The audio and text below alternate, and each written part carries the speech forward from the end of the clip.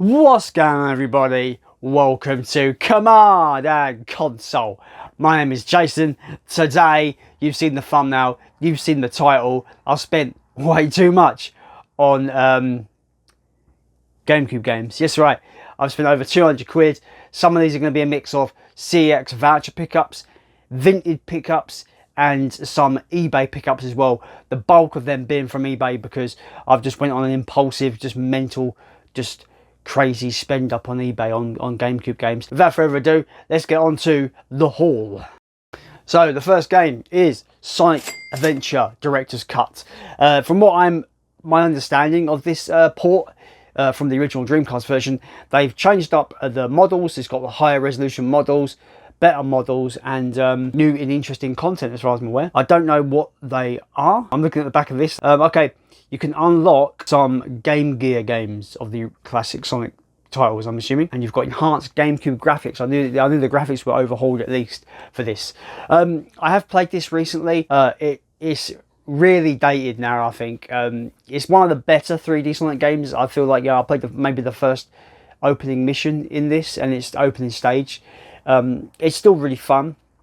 It's still just classic, like, boost the original, like, style of that boost version of 3D Sonic, where you're just sprinting as fast as you can to the finish line. But I find that when you get into, like, the hub area, it gets a bit jank. It gets a bit like I didn't know where to go. I decided to switch the game off at that point because I was like, you know, I can't be asked for this right now. I'm going to play something else. So I will say with these GameCube games, I am playing them through Wii backwards compatibility. So I am playing these at a glorious 480p. Doesn't sound like much these days. We've got 4K and sometimes 8K panels for TVs and stuff. But these games look absolutely crisp as hell in 480p on the Wii. Obviously, as you know me, guys, comes complete with manual. That is Sonic Adventure DX. Following up the Sonic love with more Sonic, its sequel, Sonic Adventure 2 Battle, the GameCube port of Sonic Adventure 2. When I used to have a Dreamcast back in the day, in the early 2000s, I absolutely loved this game. This still might be my favourite 3D Sonic game. I put it on as well to give it a play. It's just all nostalgia to me, absolute nostalgia heaven. So much fun to play. Really great graphics. Looks awesome in 480p through the Wii backwards compatibility. Yeah, this game is fantastic. It's had a ton of new features to it as well. It just looks great. Still plays great. Complete with manual, because of course it is. It has to be. I can't remember what I paid for this, but I'll put up my CEX receipt up here, or what it sells for in CEX, because I did buy it in CEX. It might not be accurate to what I paid for it. I think I paid about 18 quid, but whatever CEX sells it for now will be up there. Yeah, I'm really happy to grab this in the collection. It was a voucher pickup, so it's no money out of pocket in my opinion. But yeah, the Sonic Adventure 2 Battle. It's classic Sonic after classic Sonic. If someone would say, like, what is your favourite Sonic game that's not a classic Sonic game, it would be Sonic Adventure 2. I love this game. That is Sonic Adventure 2 Battle. Moving on, we are moving on to a game I bought on a whim. I bought this game on a whim because I know the Xbox version is really expensive now. It's about £30, £35, £40, something like that along those range. I'm going to show it there. The best way, the Xbox version of this game is expensive. Obviously, you saw there, it is Godzilla. Destroy All Monsters Melee. I'm a huge Godzilla fan. I love the King of the Monsters. I love all the Japanese movies. My favourite movie character of all time is Godzilla. I'll show you some pictures of my collection. I've got the VHSs, I've got the Blu-rays and DVDs, I've got figures. I love this character. So when I saw this game was on the GameCube, I didn't actually realise it wasn't on the GameCube at all. I had to snag it. I did pay a bit more than I wanted to for this one, but it is complete with manual. It's not the greatest condition manual, unfortunately. The disc is in pretty clean condition, if I remember. It could be better, but it plays fine. Finding this in complete clean condition was very difficult. I bought it originally from a seller on Vinted. It arrived, it had stickers that had been stuck on the actual inlay. So when trying to remove them, it destroyed the inlay. So it was just a nightmare, an absolute nightmare, that first purchase of this game. So I got a refund on that game. and bought this version. Still isn't the most pristine version. There is still sticker residue inside on the inlay on this one. Hopefully in the future I'll find a bit more of a cleaner copy than this, but I just wanted this game in the collection as much as part of my Gamecube collection, but more so as part of my Godzilla collection, because I love Godzilla. If you like just pretty much beat the shit out of the other character kind of game, this is just, you know, you're beating the shit out of monsters, basically. It's an open arena fighter. It's pretty standard, but I found it quite difficult. I found it quite a difficult game to get the grips with. I got my arse handed to me numerous times trying to play this.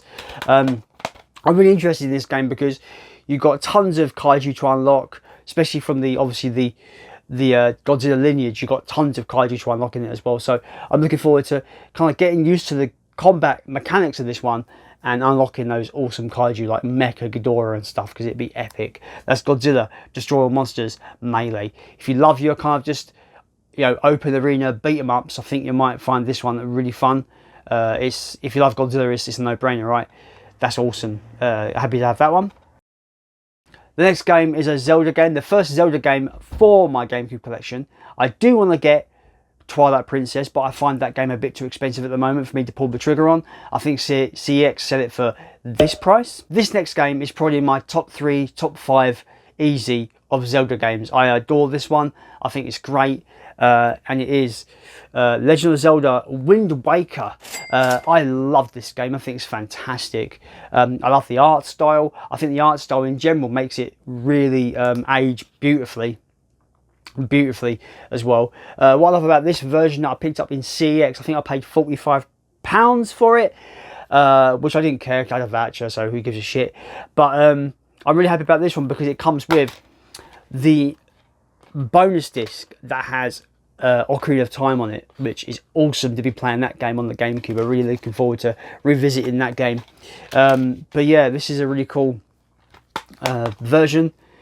Cool gold case, really nice gold disc as well. Let me know, I'm not sure, let me know guys, did every version of the game release in this gold artwork? Because for some reason I don't think it did. I feel like there's a standard version out there that's just got the colour artwork. Let me know, because I'm not too sure. But Legend of Zelda Wind Waker, one of the best Zelda games ever made. I love it. I do want to get Twilight Princess because that is my favourite Zelda game. But at the moment I don't know if I want to pay the prices that CX are asking for it and what people want it, you know, online. I do have it for the Wii. It's a lot cheaper on the Wii, so I'll probably just play that version. But yeah, Twilight Princess. So yeah, Legend of Zelda Wind Waker is a classic. Let me know your thoughts on this one, and do you think I paid too much for this? Let me know, because I don't care, but let me know. But yeah, that's Legend of Zelda Wind Waker. The rest of these games are survival horror games. This first one was £28 in CEX, and yeah, I don't remember too much about this one. I don't think I've played it, but I've seen a lot of footage of it. It looks awesome, and that is Eternal Darkness. Yeah, I don't really know much about it. I know this has got a cool kind of sanity mechanic where the game messes with you and fucks you up and messes with you, and in really creative ways, I might add as well. So looking forward to playing this one. Let me know if you've played this, guys. Let me know what it's like. Not played it. I probably have played it, but I don't remember too much about it. But I'm looking forward to checking this out again, I suppose, and giving it a go. It was complete with manual. It's a very clean copy as well, which I'm really happy about. Yeah, that is Eternal Darkness. Can't really say much more about it, really. I know that it's a really, really high regarded survival horror with really cool sanity mechanics, and it has a kind of almost like a full wall breaking thing of like messing with the player, which I think is really cool. That's Eternal Darkness. This is where we come to the grand finale of this haul. These are the games that cost me the most. So I picked up Resident Evil 0. Not the best Resident Evil game of all time. I do think it's alright, I suppose. I paid £8 for this one. It is complete with manual. And yeah, just wanted to have it on the Gamecube because they've got pretty much all of the Resident Evils pretty much up until 4 on the Gamecube, and I needed to get them all. So Resident Evil 0 was one of those. I paid £8 from CEX. I'm not sure what it is now. I bought these ages ago, so I'm not sure what CEX said it for, but the price is there. Next up, we have the incredible Resident Evil remake. I adore this one, man. This game is so good. So good. It's probably the perfect survival horror game. It's always in battles with the next game I'm going to show you, but this is a 10 out of 10 survival horror game. Again, this is complete with manual as well. Comes on 2 discs. Incredible survival horror. One of the best ever made, in my opinion. I adore it. Had to have it for the Gamecube. This is when we get to the titles that I was desperate to have. Titles that I were like top tier lists for me. Had to own them on the Gamecube. Had to have them so I could replay them, you know, on a proper TV in 480p and stuff. I was really excited to replaying these. So yeah, the other perfect 10 out of 10 survival horror game ever made is Resident Evil 2. I can't remember what I paid for this. I got this on eBay. I think I paid like £50 or £45 for it. It'll be up there, whatever it may be, whatever I paid for it. I think CEX said it for 50. Yeah, really happy to get this one. I love this game. Absolutely adore it. Resident Evil 2 for the Gamecube.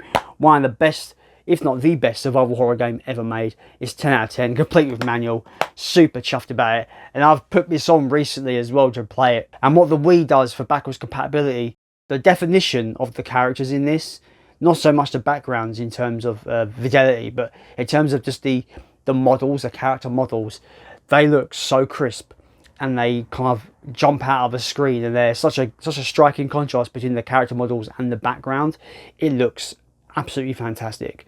I've not seen this game look this good ever. Through the backwards compatible Wii, through 480p display, it looks incredible for what it is. You know, it's a basic as basic of a port as you can get of this game, but that resolution bump and that texture bump is just so good. It looks great. Yeah, one of the best survival horrors ever made. Resident Evil 2 on the Gamecube. Gotta love it. It's awesome. Following that up with Resident Evil 3 and Nemesis. Yeah. Out of all the Resident Evil games, this might be the most nostalgic for me. Even though I adore Resident Evil 2, it's my favourite of all time in the series. This one, I think I might have played the most as a kid, and I've got loads of nostalgia for it. The dialogue, the soundtrack, the Nemesis himself, the gunpowder mechanic. There's loads of things in here that I've just got nostalgia for. I think I paid 50 for this. Prices will be around as I say. £50 for this one. A lot of money for these games, especially these games that are this old. It's just a basic port, but I wanted these on the Gamecube so bad that I was comfortable enough to be like, you know what, I'm just going to pay 50. This isn't in the best condition. The inlay inside has had some warping in there, maybe water damage from the past, maybe. But this was, out of all the ones on eBay, the only one I could find that was in pretty good condition with the manual. There's a lot on there on eBay, people trying to get 50 or more pounds for this with no manual. I don't know what they're smoking. I don't know why they think they can charge that much for a game. Sure, they probably can get £50 for it, but as a collector of games, I want that manual in there for that kind of money. So, but I'm happy to have this to the collection. Resident Evil 3 Nemesis, probably the most nostalgic Resident Evil for me. I love it. Following that up, this is obvious, isn't it? Resident Evil Code Veronica X. This was the only Resident Evil game I didn't realise had a Gamecube port. I was really surprised when I was looking up Resident Evil for Gamecube on eBay, and this one popped up. Again, I can't remember exactly what I paid for this one. I think I paid around £45 to £50 for it. Prices would be around here, including the CX price, of course. But yeah, this is Code Veronica X. Is the PS2 port brought over to the Gamecube, as far as I'm aware. The PS2 port brought in extra features, I think, and stuff like that. I'm not too sure. Versus the Gamecube original, I can't remember what they actually did to the PS2 port, but this is literally the PS2 port on Gamecube. Again, this game looks fantastic in 480p. It's not the. This is probably the not the weakest in terms of quality, but it's not the best condition one. But it was the only one with a manual that I could find. The back is a bit weird and wrinkly for some reason. But yeah, Resident Evil Code Veronica X, one of the most forgotten Resident Evil games, the one I want a remake for the most at the moment. They're probably going to move on to Resident Evil 5 for the remakes, but I'd love to see this remade. It's integral to the story of Resident Evil as well, so it is one they should remake. This was meant to be Resident Evil 3, but because Capcom had a contract with Sony, they had to give Sony that numbered sequel for PlayStation. So that's Resident Evil Code Veronica X. I adore this game. It's awesome. One of the best, you know, classic Resident Evil games out there. But that's Code Veronica X. It's awesome. Really happy to get this. Didn't even know it was on Gamecube. Awesome. Bring us to the final game. The game that changed the landscape of Resident Evil for the entire franchise until it died a death with 6, I suppose. Resident Evil 4. Yes, I've got this multiple times now. I've got Resident Evil 4 on the Wii. I've got Resident Evil 4 on the PS4. I've got the remake of Resident Evil 4. I've got this game numerous times. The only version I don't have is the PS2 version yet, but I will be getting it because I want it in the collection. But yeah, I had to get this one. This one, I think I paid £20 for it. I think something along those lines. I think it's pretty much on the nose of what CX said it for as well. But this one was in super clean condition. Super duper clean condition, so I was really happy about that. Yeah, no, I wasn't really the biggest fan of this game when it first came out. I think I've told this story before. I was more in the line of I want a classic, you know, static camera kind of Resident Evil game. But I feel like what they did was for the best. I think for the franchise, it brought it into the new generation.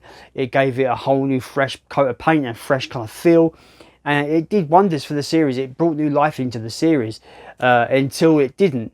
And then they did the same thing. They changed it up with Resident Evil 7. Yeah, and, you know, as an adult, revisiting this one, I do really appreciate it a lot more now. I think it's really fun now. The regenerators are one of the most horrible things in video games ever, in my opinion. They are horrible. I hate them, and I don't never want to see them ever again. But this game is great. I don't understand why why North America got such crap artwork on this game. It's just Ashley and Leon on the front. It's crap. We got such cool artwork for this game. This artwork is so cool, so gloomy, so dark and moody. It's so good. America got this piece of shit artwork. Why? It's rubbish. Get this artwork. I don't understand why countries get different artworks than us. That could be a video on itself, I suppose. But yeah, Resident Evil 4 is the last game in this haul. Over £200 spent. Let me know if I spent too much. I probably have, knowing me. But yeah, that's Resident Evil 4. So that is the complete haul for this £200 plus pickups. A lot of these games were in the 50 range, 40 and 50 range. So their price hike kind of went up really quickly. But it's money well spent, in my opinion. It's a mix of voucher and a mix of real money. But end of the day, I'm quite impulsive as a collector.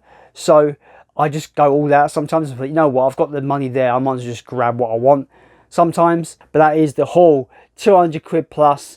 Awesome. Got all the Resident Evils. Had to have them, guys. Had to have them for the collection. I love Resident Evil games. So good. Yeah. Let me know what you think about any of these games in the comments down below. And as always, let's continue to build a GameCube collection.